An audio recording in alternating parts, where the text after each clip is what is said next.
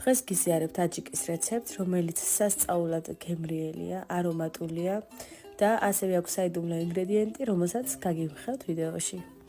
3 კილოგრამ წითელ წიწაკას გარეცხავთ, გააშრობთ და შემდეგ უკვე გაატარებთ 1 კილოგრამ ნიორთან ერთად.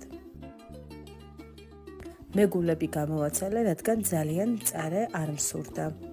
ვამატებთ სუნელებს, უცხო სუნელს, ქინძს, პაპრიკას, ყვითელ ყვავილს და ასევე ჩემს საიდუმლო ინგრედიენტს კამის თესლს, რომელიც სახლშივე დავქვი. მარილიც სურვილის მიხედვით არის, მაგრამ მარილი ინახავს აჯიკას, ამიტომ 2 ღვინის ჭიქა აუცილებლად სჭირდება 3 კილოგრამზე. გამზადებულ მასას კიდევ გადავატარებთ ხელახლა 2-ჯერ ხორცაკი მანქანაში და მივიღებთ იდეალურ აჯიკას.